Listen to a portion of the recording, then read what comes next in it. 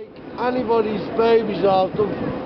Like, I know there is some babies that are being neglected, but they probably have all the food and all the best of clothes, but their fathers are alcoholics and they are being neglected. Yeah. That's the truth. Yeah. They might have everything they want, but it's the parents are drinking all the time. They are being neglected because they've had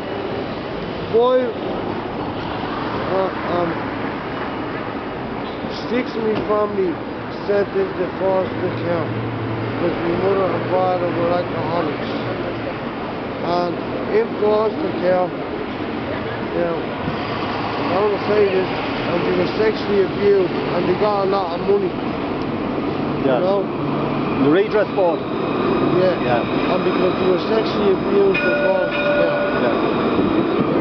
You know, so that's all I have to Right. say. Thank you very much for sharing that. Fully support you. Hello, Dublin. Good afternoon.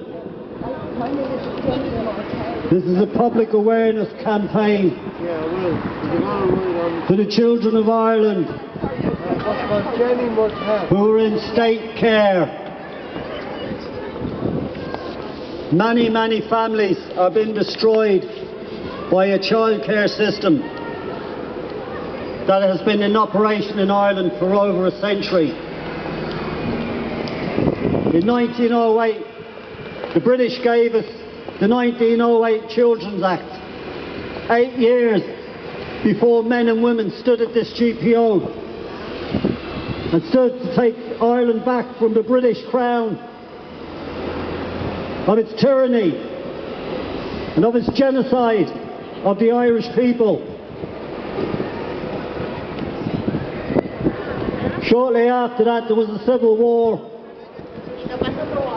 and the Irish people went to war with each other, and we ended up with Eamon de Valera and the Roman Catholic Church in complete control of Ireland. In 1923, Eamon de Valera wrote to the Catholic Church, because of the mother and baby problem we were having in Ireland. I just don't understand what that mother and baby problem was. We've been at war since 1916, and this is 6-7 years later, and we've got a mother and baby problem.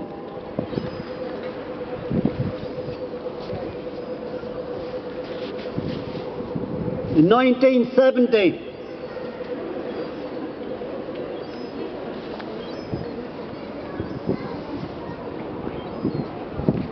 Judge Eileen Kennedy headed a report on the industrial schools, orphanages, and I'd like to read a couple of paragraphs from that report in 1970, 50 years ago. Chapter 2, summary of major recommendations. Not just recommendations, major. 2.1.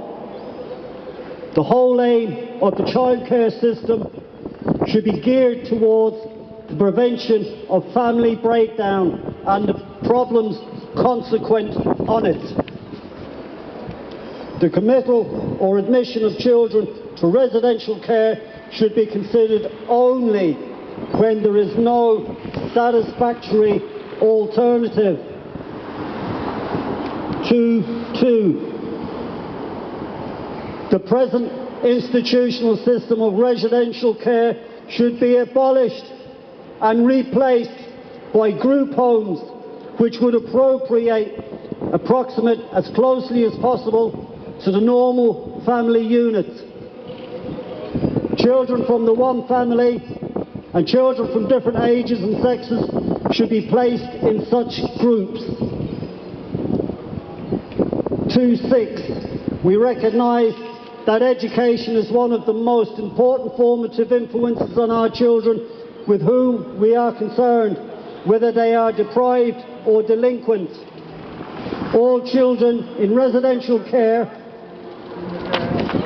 or otherwise in care should be educated to the ultimate of their capacities.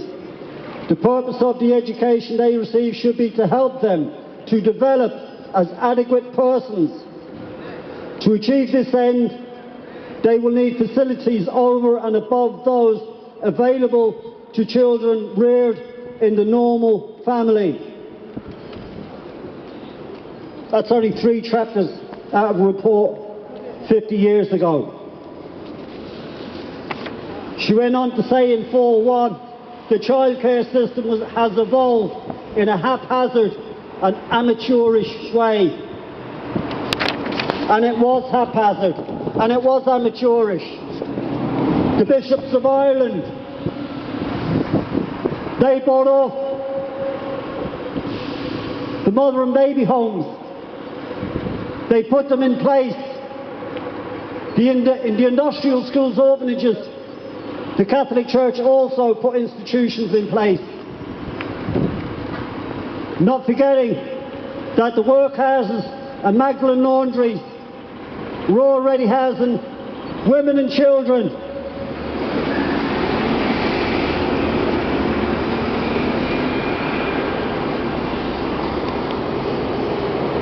Today,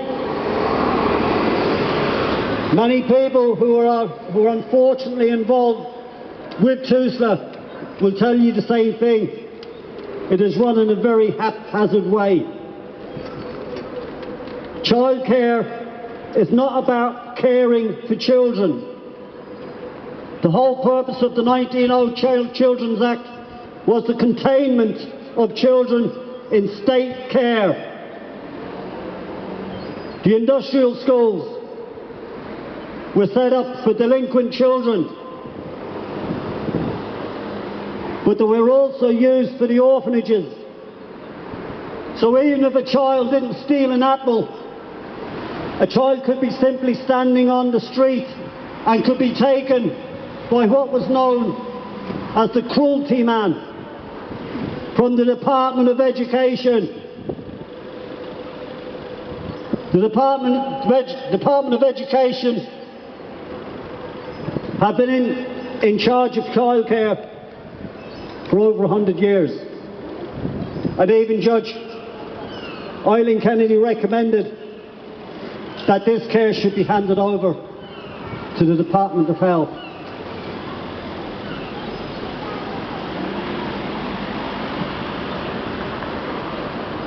In 2009,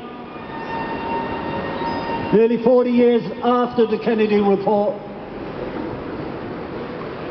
we were given the Ryan report, which was a commission to inquire into child abuse in certain institutions in Ireland that were run by the Church and State.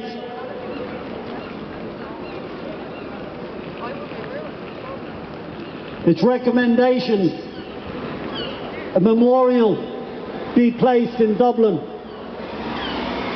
for all those that died, to all those that suffered, to all those that had their lives destroyed long before they had a chance to get on in life. They weren't treated equally, nor were they cherished. They weren't given the education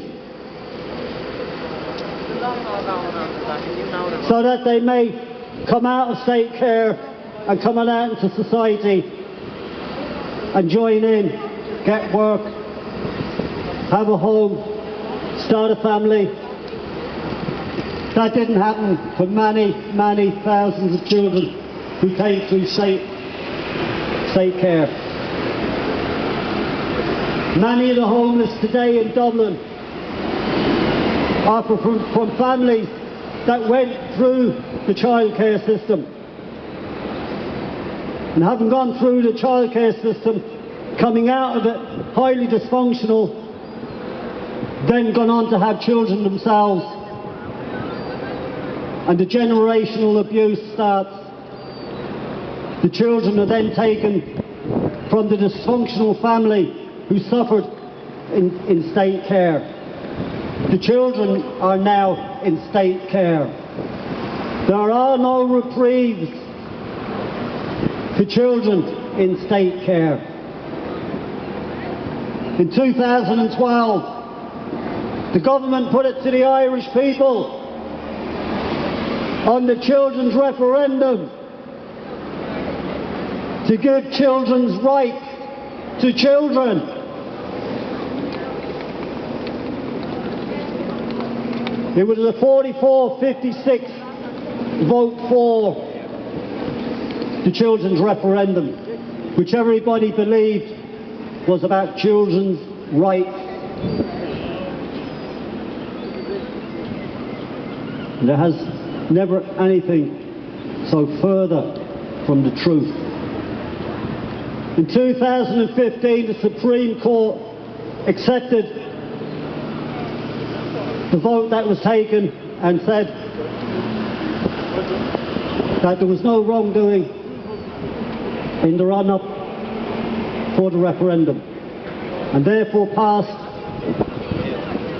the 2015 Children's First Act. It didn't say Children's Rights Act, it said Children's First Act. The first thing that comes into a paedophile's mind are children. How on earth did we end up with an act, children first? It doesn't add up to me. And nothing changed in Ireland, except that the way that the church and state take children from families in Ireland and place them in care today.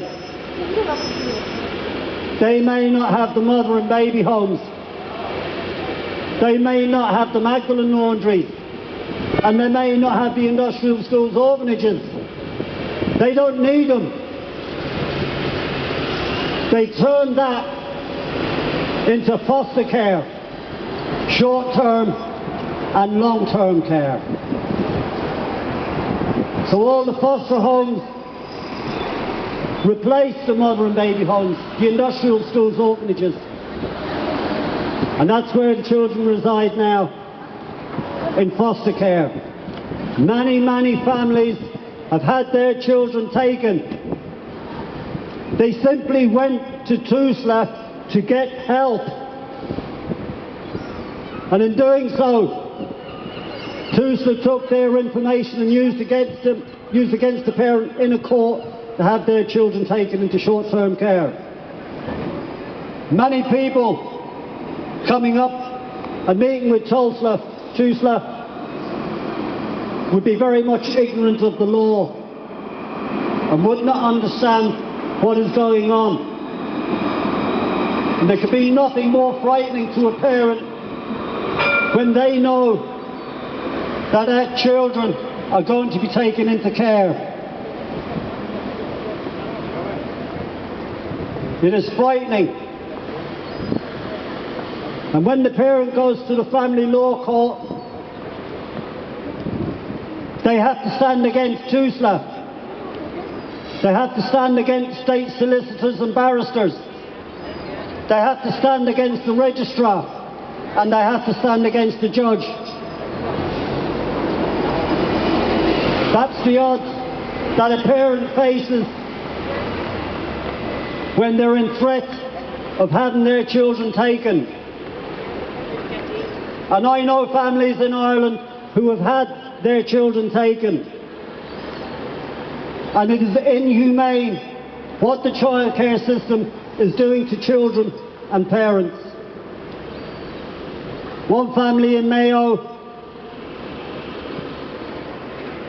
the mother lost her partner, and through drink she lost her children.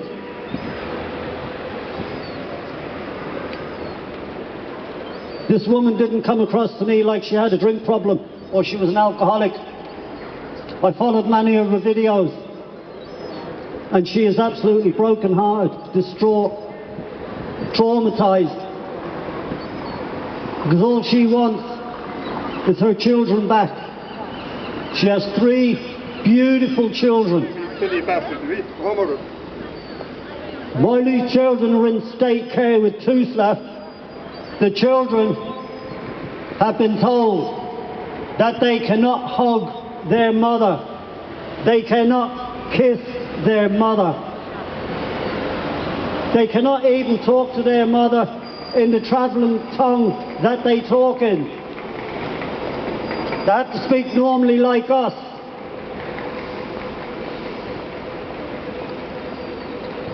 This does not represent the family home. It represents torture of the highest order carried out on the most vulnerable people in our country, our children. They have no voice.